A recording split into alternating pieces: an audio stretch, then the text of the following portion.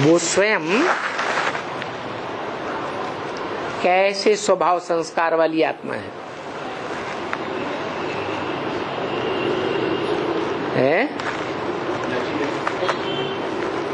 वो ऐसे स्वभाव संस्कार वाली आत्मा बन जाती है कि अखूट ज्ञान का भंडार बन जाती है, त्रिकालदर्शी। जब तक त्रिकालदर्शी अखूट ज्ञान का भंडार वो न बने तब तक प्रवेश नहीं कर सकता, और जब बन जाता है तो प्रवेश करता है। तो वो सुप्रीम सोल निराकार शिव, जिसकी आत्मा का ही नाम शिव है, उसको शरीर है ही नहीं तो शरीर का नाम ही नहीं होता। वो आत्मा इस सच रूपी रंगमंच पर जब आती है तो जानती है कि मुझे अपने समान को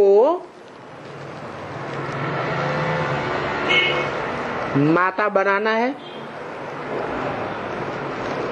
या जो समान नहीं है उसको माता बनाना है? समान किस बात में समान?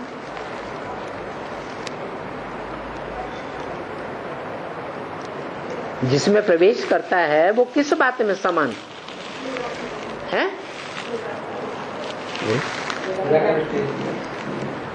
निराकारी स्टेज में समान है, वो निराकारी स्टेज में समान है?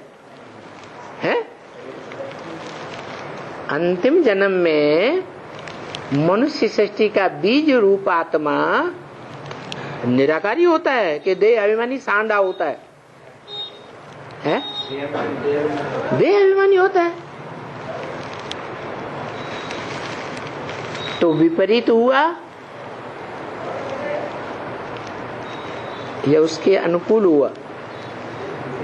समान हुआ? क्या हुआ? विपरीत हुआ ना। तो यही आकर्षण का कारण। दुनिया में भी जो बच्चे बड़े होकर के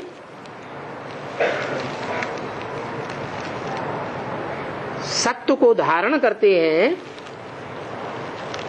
नौजवान बनते हैं, तो सत्य की शक्ति आती है ना। उस सत्य की शक्ति को वो जीवन भर अपने अंदर धारण करके नहीं रह सकते। अरे रख सकते हैं? नहीं। हैं? नहीं रख सकते। कोई न कभी ऐसा कोई देखा हो जेंट्स, पुरुष, या समझा हो कि स्वामी विवेकानंद या हनुमान जैसे कोई हुए होंगे जिन्होंने सारा जीवन अपनी सत्य की शक्ति को अपने अंदर धारण करके रखा हो? क्या कोई होता ही नहीं ऐसा। तो जो उनको तलफ हो जाती है, क्या वो दीवाने बन जाते हैं, आशिक बन जाते हैं माशूक के लिए। तो उसे वो चीज मिल गई। क्या मिल गया है? और वो ऊंचे से ऊंचे, परे से परे शक्ति है, तो उसे ऊंचे से ऊंचा आधार ही चाहिए या सामान्य चाहिए है? ऊंचते ऊंचे है तो उसे ऊंचते ऊंची ही चाहिए।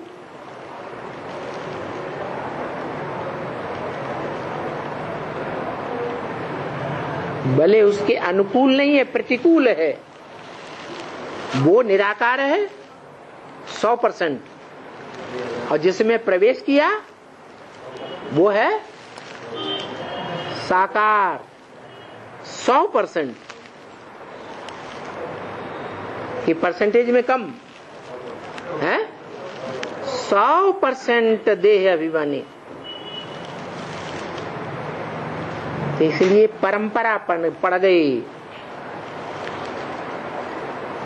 ये सृष्टि के लिए, सृष्टि निर्माण के लिए, चाहे हद की सृष्टि हो, चाहे बेहद की सृष्टि हो, देवताओं की सृष्टि हो, मनुष्यों की सृष्टि हो, राक्षसों की सृष्टि हो, प्राणियों की सृष्टि हो, पशु पक्षी कीड़े मकोड़े पतंगों की सृष्टि हो, कितने चाहिए? 2। और अपोजिट चाहिए कि समान चाहिए? अपोजिट चाहिए। एक फीमेल हो तो एक मेल हो। अच्छा, तो वो बेहद का तो मेल है, जिसमें प्रवेश करता है उसका नाम देता है काम निकालने के लिए अम्मा ब्रह्मा। तो दोनों अपोजिट हुए कि नहीं? वो निराकार और वो साकार।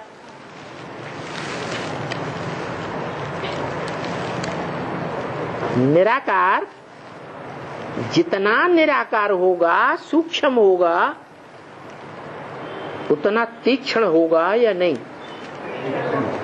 है? और जितना साकार होगा, देह अभिमानी होगा, उतना मंद होगा। इसलिए कहावत है, अकल बड़ी की भैंस। क्या बड़ी है? अकल माने बुद्धि, बुद्धि माने आत्मा। तो इससे ये साबित हो गया कि पुरुष होता है सूक्ष्म बुद्धि और स्त्री होती है देह अभिमानी।